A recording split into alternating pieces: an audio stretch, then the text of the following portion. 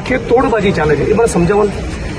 એકચ્યુઅલમાં શું છે, આ ધંધો, આ વેપાર બહુ જૂનો છે, બરાબર. આખું રેકેટ તૈયાર કરવામાં આવ્યું છે. એ લોકોના કાયદેસરના એજન્ટોની નિમણૂક થઈ છે અને એ લોકો એટલે કાયદેસર ભ્રષ્ટ અધિકારીઓ, આપણા મોટા મોટા નેતાઓ અને એની સાથે એમના એ એરિયાના એજન્ટો, એમને કહેવાય આઈટીઆઈ એજન્ટ. આઈટીઆઈ એજન્ટો આખા એરિયાની અંદર ફરશે. જ્યાં જ્યાં બાંધકામ થતું હોય કોર્પોરેશનની હદમાં ત્યાં આગળ જઈ અને નજર કરી આવે, ભાઈ અહીંયા આ ભાઈએ ઈંટ મૂકી છે, બીજા દિવસે જઈને અમને જાણ કરી દે, આઈટીઆઈ થઈ જાય એની ઉપર, અને અઠવાડિયા પછી આવીને એ લોકો નોટિસ આપી જાય, સીલ મરાઈ જાય કાયદેસરની સિસ્ટમથી, અને પછી પેલો બિચારો થાકીને આ જગ્યાએ તમે આવીને મળી જજો. એટલે મળવા જાય એટલે પછી કે તમારી ઉપર આ ફરિયાદ થઈ છે, અમે શું કરીએ, અમે તો અમારે ચિઠ્ઠીના ચાકર છીએ, બરાબર.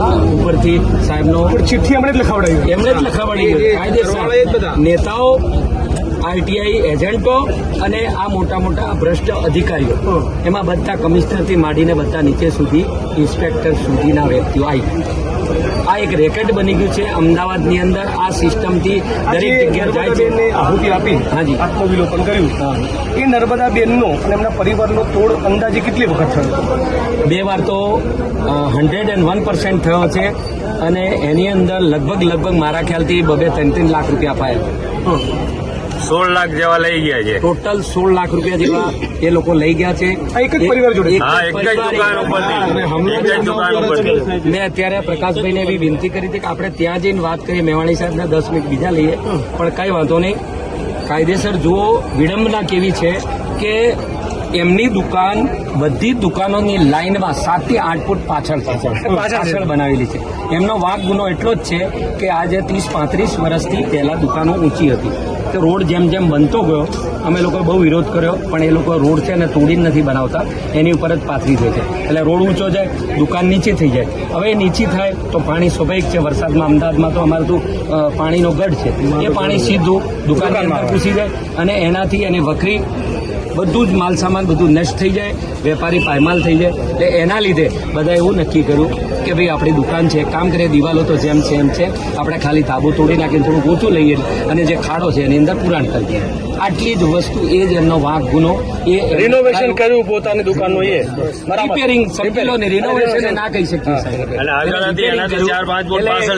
5-7 ફૂટ દુકાન એમની પાછળ છે પહેલાથી, કેમ કે આ દુકાન એમના દાદા અને એમના પપ્પાએ બનાવેલી છે. કાયદેસર સૂચિત જયશ્રી સોસાયટી, કાયદેસર સોસાયટી બનેલી છે 250 મકાનની, એની અંદર આ સોસાયટીની અંદર આવેલી છે. એવું નથી બની ત્યારે શું થયું? ઘટના બની ત્યારે 2 વાર તો એ લોકો પૈસા લઈ ગયા, ત્રીજી વાર કોઈ નોટિસ નહીં આપી, કોઈ પોલીસ પ્રોટેક્શન નહીં, કશું જ નહીં. એ લોકો આવી ધમક્યા અને જેવી રીતે ગુંડાગીરી ચાલુ કરી, તોડવાનું ચાલુ કરી દીધું. એમણે એવું કીધું કે તમે તોડી જ નાખવાનો છો, અમને ખબર છે, એક કામ કરો, તમે વ્યાસ સાહેબને મળી લો, એટલે વહીવટ માટે મળી લો. તો અમે જતા રહીએ. મીન્સ શું, ભાઈ થાકી ગયા કે અમારી પાસે પૈસા નથી, ભાઈ અમે તમને એટલી જ રિક્વેસ્ટ કરીએ છીએ, હાથ જોડીએ છીએ. પહેલા રમેશભાઈએ કીધું, બરાબર, કે તમે જે કરવું એ કરો, તોડી નાખો, કઈ વાંધો નહીં.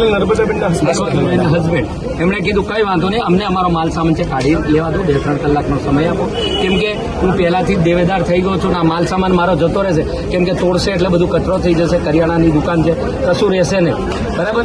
તો એ સમય પણ નહીં આપ્યો. એમણે દાદાગીરી ગુંડાગીરી કરીને તોડવાનું ચાલુ રાખ્યું. છેલ્લે મેદાને એ દીકરીને બેનને આવવું પડ્યું, અને સામે આવીને એમણે એવું કીધું કે તમે મારી દુકાન તોડી નાખશો, 2 વાર તમે રૂપિયા લઈ ગયા છો, હજી તમે ધરાતા નથી, બરાબર. હું થાકી ગઈ છું, મારું હું જીવન ટૂંકાવી નાખ્યું, હું મરી જઈશ. કે તું કાલે મરતી તો આજે મરી જા, અમને કઈ ફરક પડતો. કોણ બોલ્યું? આટલી જાડી ચામડીના છે આ બે, હાર્દિક પટેલ ને આ શું નામ છે એમને? તેજસ મકવાણા. અને વ્યાસ કોણ? વ્યાસ એટલે એમનો મોટો ઉપરી અધિકારી, આરોપી બનાવ્યો. એ ત્યાં હાજર નતો એટલે એ લોકો એવી પરિસ્થિતિ હતી. અમે લોકો બેસી ગયા. એક મિનિટ, પણ વ્યાસે જ મોકલ્યા હતા ને? બિલકુલ. એનો મતલબ એ થયો ને, તમે વ્યાસને મળી લો, વ્યાસને વાત કરી લો, એનો મતલબ છે ઉલ્લેખ. સાહેબ ઉલ્લેખ તમે કરાવડાવો, ઉલ્લેખ કરાવડાવીએ, ધ્યાનમાં નથી. તમે જવાબ લખાવો ત્યારે લખાવજો. એના પછી બેન દીકરી એવું કીધા પછી એને એમ થઈ ગયું કે હવે મારે જીવવાથી કોઈ મતલબ નથી, કે આ દુકાન મારી જતી રહેવાની, બરાબર છે, અને હું રોડ ઉપર આવી જઈશ એટલે છેલ્લું પગલું એમને કેરોસીન છાંટી દીધું, બરાબર, અને પોતાના જીવને મતલબ ગુમાવ્યો છે. આ ખરેખર શહાદત વરી છે.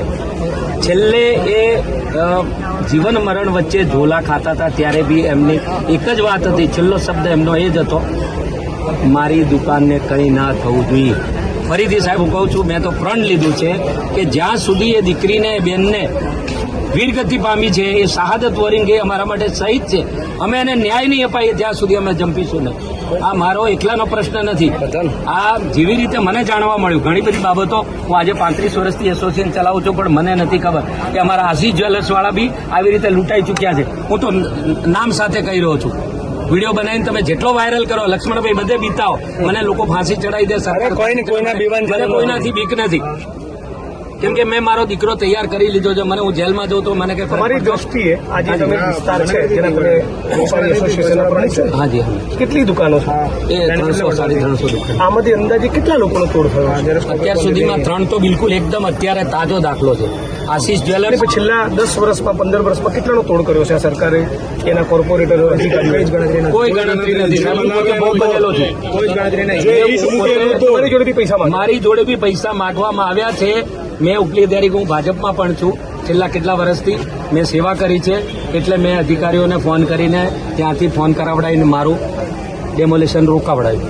થોડાસાની અંદર મારી દુકાન છે. તમે ભારતીય જનતા પાર્ટીમાં છો છતાંય તમારી તોડબાજીની કોશિશ તો કરી છે.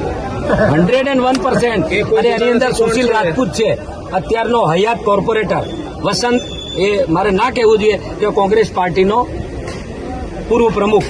અને કોંગ્રેસનો હોય તો કહેવામાં કોઈ વાંધો બંને નથી. જણા. બિલકુલ વાંધો હા, મને કોઈ એવી બીક નથી લાગતી. બંને મોટી પાર્ટીના એક પ્રમુખ પદ ઉપર હતો, એને અત્યારે બરતરફ કરવામાં આવ્યો છે, કોંગ્રેસનો વોર્ડ પ્રમુખ, બરાબર છે. અને એક અત્યારે એને સુશીલ રાજપૂતને અત્યારે કોર્પોરેટર બનાવ્યો છે, પહેલા એને પ્રમુખ બનાવ્યો હતો. આપણે બધાને એક સાદો સવાલ પૂછવો છે. આ 350 જે દુકાનદારો છે, વેપારીઓ, હાજી. જે બધાના તોડની કોશિશ આ સરકારના ભારતીય જનતા પાર્ટીના કોર્પોરેટરો, કેટલાક આરટી એક્ટિવિસ્ટ જે ભાજપના ઇશારે કામ કરે છે, અને અધિકારીઓ ભેગા મળીને કરે છે. બિલકુલ. આમાંના 99% દુકાનદારો તો હિન્દુ છે. આ સરકાર તો 100% હિન્દુ છે. આ સરકાર તો હિન્દુઓના નામ ઉપર વોટ લે છે. જોઈ લીધું ને અસલી ચહેરો. જયારે લૂંટવાની વાત આવે છે ત્યારે હિન્દુ મુસ્લિમ કશું જોતા નથી. તો આપણે બી જયારે ન્યાય માંગવાની ને લડતની અને હકના અધિકારની વાત આવે તો આપણે પણ હિન્દુ મુસ્લિમો એક થવું જોઈએ કે નહીં? 100%. આ જો કરીશું તો આપણો વિજય થશે, તો ન્યાય મળશે. આ તો ગરીબોને વેચો. દેશની જયારે આઝાદીની લડત થઈ ત્યારે એમાં હિન્દુ મુસ્લિમ શીખ ઈસાઈ બધા હતા. એટલો તો આપણે કહેતા હતા હિન્દુ મુસ્લિમ શીખ ઈસાઈ ભારત માં કે 4 સિપાહી આમને ઓળ્યા, આપણે ભાગલામાં વેચાઈ ગયા, ભાગલા પડે આપણી વચ્ચે, એટલે એનો લાભ લઈને આપણે લૂંટે છે. ચાલુ કરો, વિડીયોની ચિંતા તમારે નહીં કરવાની. હવે તમારે જે પ્રશ્ન તો એક જ છે, સાહેબ. તમે કહો શું બન્યું? તમે કહો અમને પોતે એક મિનિટ ખાલી